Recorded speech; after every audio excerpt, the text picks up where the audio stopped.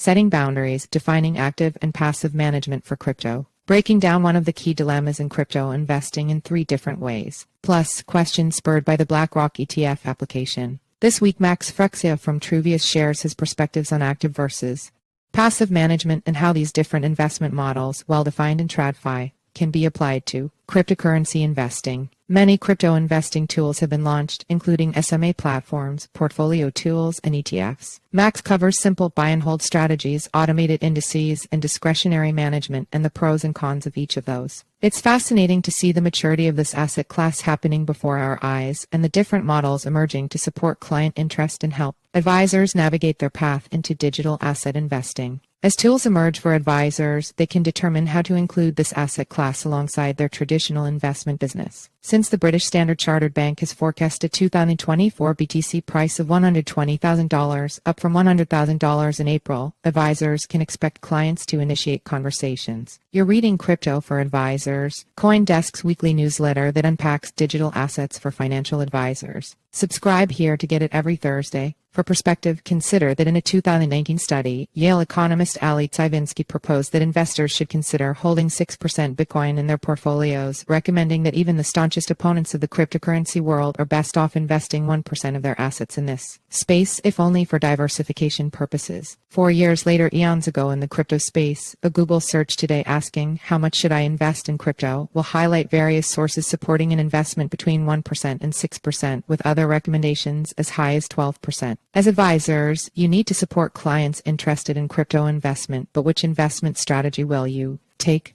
Will you consider an active or passive investment model when advising your clients? Down below we have links to other resources in the Keep Reading section for those interested in continued reading on today's topic. If you have questions for our advisor network or have topics you'd like to see covered, get in touch and we will try to answer them in future editions of Crypto for Advisors, SM.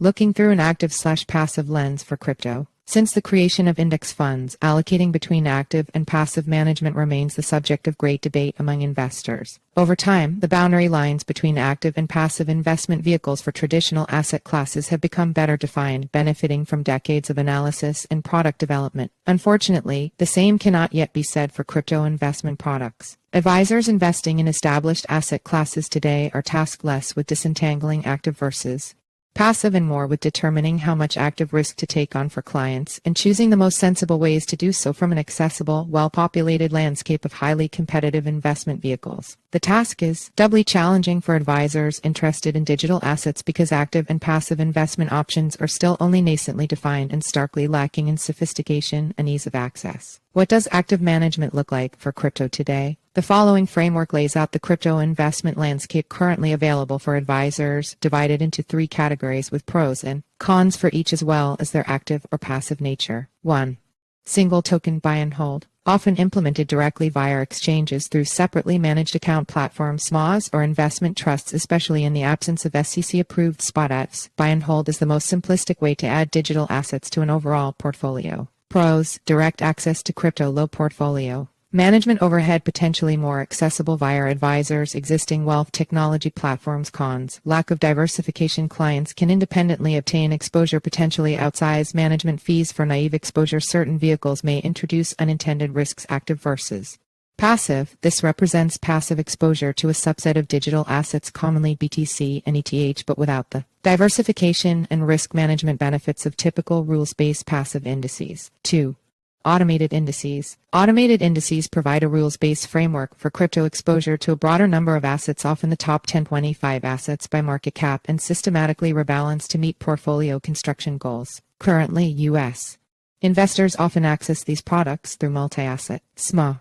Pros: improved diversification and outperformance potential versus single token exposures. Rules-based portfolio construction creates consistent exposure to the broader crypto market. Cons: current options often lack nuanced thematic or sector-specific allocations or personalized customization, typically higher touch onboarding process versus individual buy and hold potential. Underperformance versus actively managed products. Active versus passive. While some tout the automated nature, i.e., rebalancing of these products, is active, these should be considered purely passive exposures akin to index funds for traditional asset classes. 3.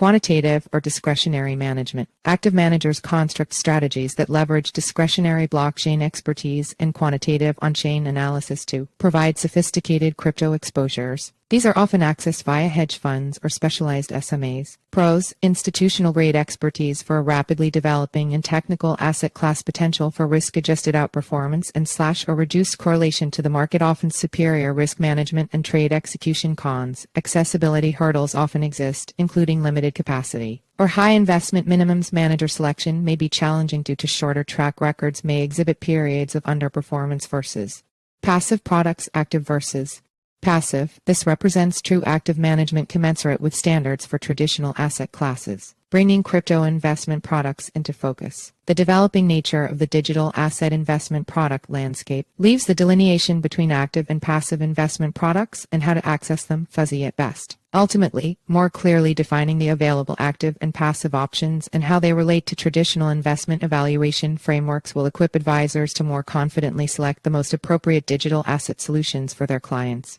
Max Freccia, Ask an Advisor. With the rise in interest in crypto following the BlackRock ETF application, we have been getting more questions regarding portfolio allocation.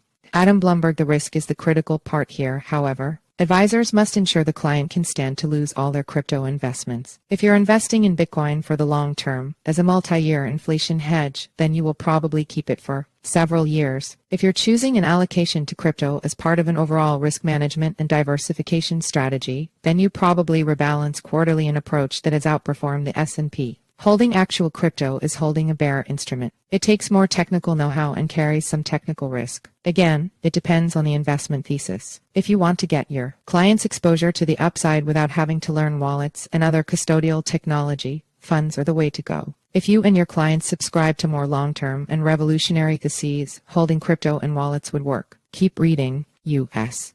crypto exchanges transact less than 10% of the world's crypto trades. As adoption grows in the U.S. market, that market share will likely have to grow to support onshore trade and settlement. Institutions and investors surveyed by PwC in Asia state self-custody is challenging and inflexible when trading crypto. These same issues will impact advisors actively managing clients' crypto investments as adoption grows. How will crypto investments work with 401ks? Advisors are starting to include crypto holdings as part of retirement savings accounts. Will the same active and passive considerations continue?